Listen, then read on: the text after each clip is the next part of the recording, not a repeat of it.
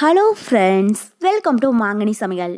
இன்றைக்கி நம்ம மாங்கனி சமையலில் நல்ல ஒரு சூப்பரான டேஸ்ட்டில் ஒரு சிம்பிளான லஞ்ச் காம்போ தான் பார்க்க போகிறோம். ப்ளைன் குஸ்காவும் அது கூடவே வச்சு சாப்பிட்றதுக்கு முட்டை மிளகு வறுவலும். இது ரெண்டுமே ரொம்பவே சுலபமாக சட்டுன்னு செஞ்சிடலாம்.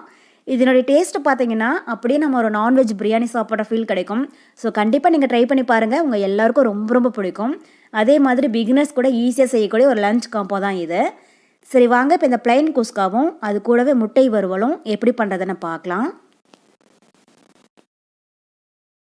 குஸ்கா பண்ணுறதுக்கு ஃபஸ்ட்டு நம்ம அரிசியை ஊற வச்சிடலாம். அதுக்கு நான் 2 கப் அளவுக்கு பாசுமதி அரிசி எடுத்துருக்கேன். இது 400 கிராம் இருக்குது. இப்போ இந்த அரிசியை 2-3 டைம் நல்லா கழுவிட்டு இதை ஒரு அரை மணி நேரத்துக்கு நல்லா ஊற வச்சுடுங்க. அதிக நேரம் ஊற விட்டுடாதீங்க, சாதம் உடஞ்சி போயிடும். கரெக்டாக 30 நிமிஷம் போல் ஊறிச்சுன்னா போதும். அடுத்தது ஒரு குக்கரில் 2 டேபிள் ஸ்பூன் எண்ணெய் சேர்த்துக்கோங்க. கூடவே 2 டேபிள் ஸ்பூன் நெய். இப்போ எண்ணெயும் நெய்யும் நல்லா சூடானதுக்கு அப்புறமா இதில் 1 இன்ச் அளவுக்கு பட்டை, கூடவே ஒரு 6 லவங்கம், சின்னதாக 3 மராட்டி மூக்கு, பெருசாக இருந்துச்சுன்னா 2 சேர்த்திங்கன்னா போதும். அப்புறம் ஒரு 5 ஏலக்காய், 2 பிரியாணி இலை சேர்த்துடலாம். சேர்த்துட்டு இப்போ ஸ்டவ் மீடியம் ஹீட்டில் வச்சு அதை லைட்டாக கலந்து விடுங்க. இந்த மசாலா பொருள் ரொம்பவே காரம் மாறிடக்கூடாது, லைட்டாக வாசம் வர அளவுக்கு வறுபட்டுச்சுன்னா போதும். பாருங்கள் இந்த அளவுக்கு.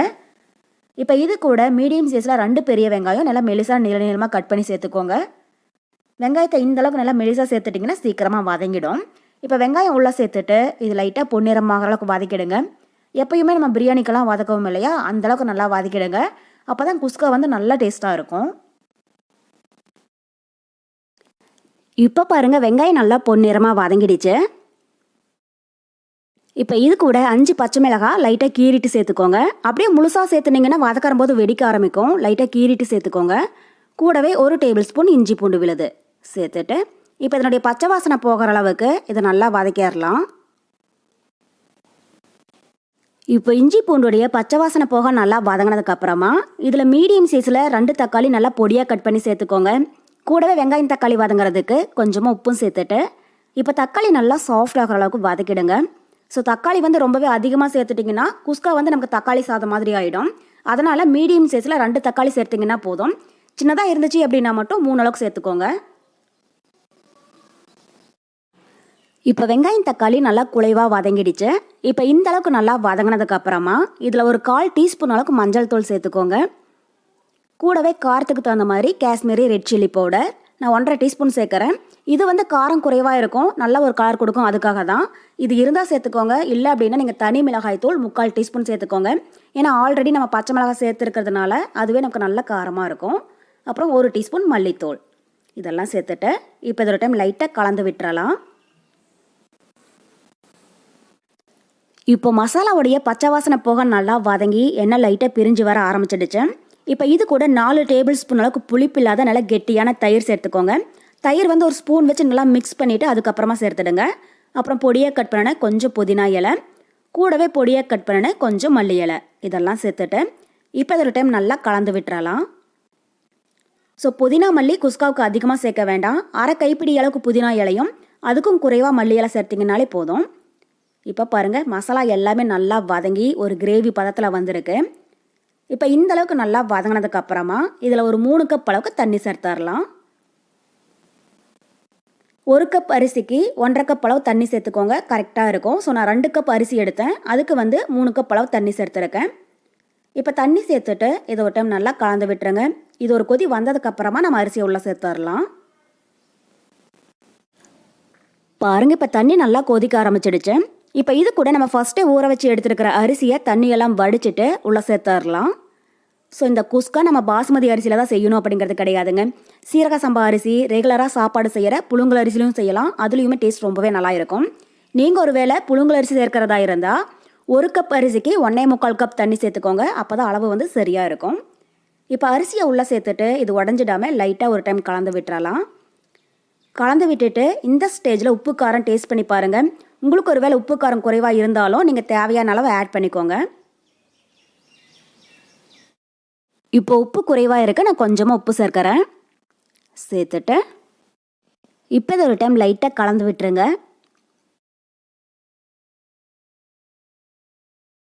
கலந்து விட்டுட்டு இப்போ குக்கருடைய மூடி போட்டு மூடி வச்சிடலாம். இது மீடியம் ஹீட்டில் 2 விசில் இருக்கட்டும். 2 விசில் வந்து ப்ரெஷர் ஃபுல்லாக ரிலீஸ் ஆனதுக்கப்புறமா எப்படி இருக்குன்னு பார்க்கலாம். ஸ்டவ் வந்து மீடியம் ஹீட்டில் இருக்கட்டும். இப்போ குக்கர் 2 விசில் வந்து ப்ரெஷர் ஃபுல்லாக ரிலீஸ் ஆகிடுச்சு. மூடி ஓப்பன் பண்ணி பார்க்கலாம். பாருங்கள், இப்போ நம்ம குஸ்கா சூப்பராக தயாராகிடுச்சு. எவ்வளோ உதிரியாக இருக்குது பாருங்கள். கொஞ்சம் கூட அடிப்பிடிக்கவே இல்லை. அதே மாதிரி சாதம் கொஞ்சம் கூட குழஞ்சி போகாமல் நல்லா உதிரியாக வந்திருக்கு. கரெக்டாக நீங்கள் இந்த அளவுகளில் செஞ்சீங்க அப்படின்னா இதே போல் பர்ஃபெக்டாக குஸ்கா வரும். ஸோ கண்டிப்பாக நீங்கள் ட்ரை பண்ணி பாருங்கள். அவ்வளோதான். இப்போ நம்ம பிளைன் குஸ்கா ரொம்பவே சூப்பராக தயாராகிடுச்சு. இப்போ இது ஒரு ஓரமாக இருக்கட்டும். அடுத்தது இது கூட வச்சு சாப்பிட்றதுக்கு நம்ம முட்டை மிளகு வறுவல் ரெடி பண்ண ஆரம்பிச்சிடலாம்.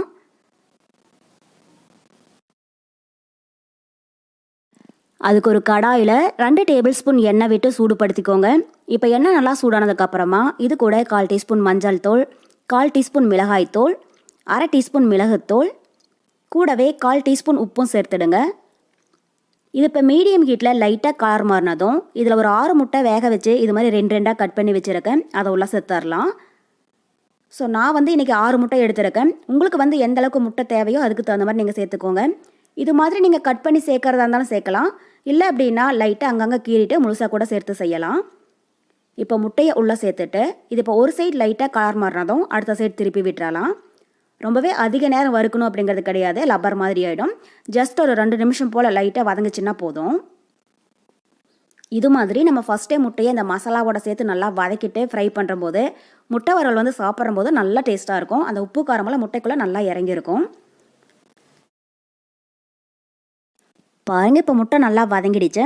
ரொம்பவே காரமாற விட்டுடாதீங்க. ஜஸ்ட் இந்த அளவுக்கு லைட்டாக வதங்கிச்சுன்னா போதும். இது இப்போ எண்ணெயிலேருந்து வடித்து தனியாக ஒரு பிளேட்டில் எடுத்து வச்சிடலாம்.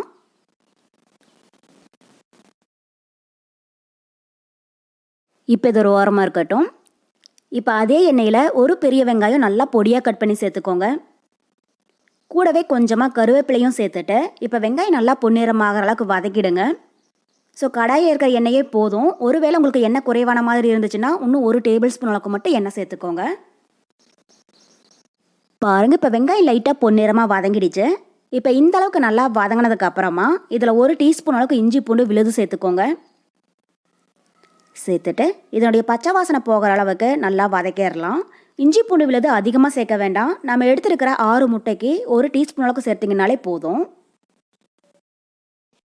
இப்போ இஞ்சி பூண்டுடைய பச்சை வாசனை போக நல்லா வதங்கினதுக்கப்புறமா இதில் பெரிய சைஸில் நல்லா பழமாக ஒரு தக்காளி பொடியாக கட் பண்ணி சேர்த்துக்கோங்க. சேர்த்துட்டு இப்போ இந்த தக்காளி நல்லா சாஃப்ட் ஆகிற அளவுக்கு இதை வதக்கிடுங்க. பாருங்கள், இப்போ வெங்காய தக்காளி நல்லா சாஃப்டாக வதங்கிடுச்சு. இப்போ இது கூட 1/4 டீஸ்பூன் மிளகாய் தூள் சேர்த்துக்கோங்க.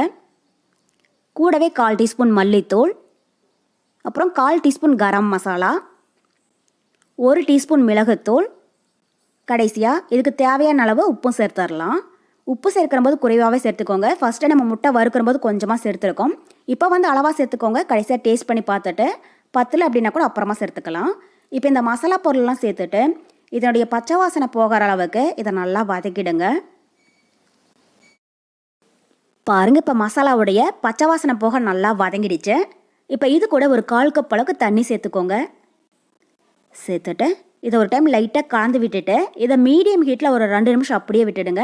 நல்லா ஒரு கொதி வந்து ஒரு கிரேவி பதம் வந்ததுக்கப்புறமா நம்ம முட்டையை உள்ளே சேர்த்துடலாம். மூடி போட்டு மூடி வைக்க வேண்டாம், அப்படியே ஓப்பன்லேயே இருக்கட்டும். பாருங்கள், இப்போ மசாலா நல்லா திக்காகி எண்ணெய் லைட்டாக பிரிஞ்சு வர ஆரம்பிச்சிடுச்சு. இப்போ இது கூட நம்ம ஃபஸ்ட்டே ஃப்ரை பண்ணி வச்சுருக்கிற முட்டையை உள்ளே சேர்த்துடலாம். ஸோ இந்த மசாலா வந்து ரொம்பவே ட்ரையாக இருக்கக்கூடாது. இது மாதிரி கொஞ்சம் கிரேவியாக இருக்கிற போதே முட்டையை உள்ளே சேர்த்துடுங்க. இது இப்போ ஒரு சைடு லைட்டாக வெந்ததுக்கப்புறமா பொறுமையாக அடுத்த சைடு திருப்பி விட்டுறலாம். பாருங்கள், இது மாதிரி. இப்போ இந்த முட்டை மசாலாவோட நல்லா வெந்து ட்ரை ஆனதுக்கப்புறமா எப்படி இருக்குன்னு பார்க்கலாம். அப்பப்போ இது மாதிரி லைட்டாக கலந்து விட்டுட்டே இருங்க. இது இப்போ மீடியம் ஹீட்டில் ஒரு 2 நிமிஷம் அப்படியே இருக்கட்டும்.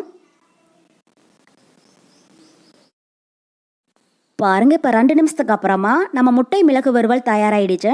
இந்த மசாலா வந்து நல்லா திக்காகி முட்டையில் நல்லா கோட்டாகி இருக்கு. இந்த அளவுக்கு நல்லா ட்ரை ரோஸ்ட்டாக எடுத்துக்கிட்டிங்க அப்படின்னா இது சாம்பார் சாதம், ரசம் சாதம், அப்புறம் எல்லா விதமான வெரைட்டி ரைஸ் கூட வச்சு சாப்பிட்றதுக்கும் ரொம்பவே நல்லா இருக்கும்.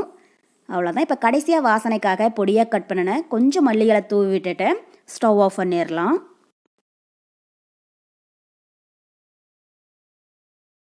அவ்வளோதான். இப்போ நம்ம பிளைன் குஸ்காவும் அது கூடவே நல்ல காரசாரமான முட்டை மிளகு வறுவலும் ரொம்ப ரொம்ப சூப்பராக தயாராகிடுச்சு. ஸோ இது ரெண்டுமே ரொம்பவே பக்காவான ஒரு காம்பினேஷனாக இருக்கும். வீட்டில் எல்லோரும் விரும்பி சாப்பிடுவாங்க. ஸோ கண்டிப்பாக நீங்கள் ட்ரை பண்ணி பாருங்கள். ட்ரை பண்ணி பார்த்துட்டு எப்படி இருக்குன்னு கமெண்ட் பாக்ஸில் சொல்லுங்கள். என்னோட இந்த ரெசிபி வீடியோ உங்களுக்கு பிடிச்சிருந்தா லைக் பண்ணுங்கள். உங்கள் ஃப்ரெண்ட்ஸ் அண்ட் ரிலேட்டிவ்ஸ் கூட நிறைய ஷேர் பண்ணுங்கள். மறக்காமல் மாங்கனி சமையலுக்கு சப்ஸ்கிரைப் பண்ணுங்கள். நன்றி.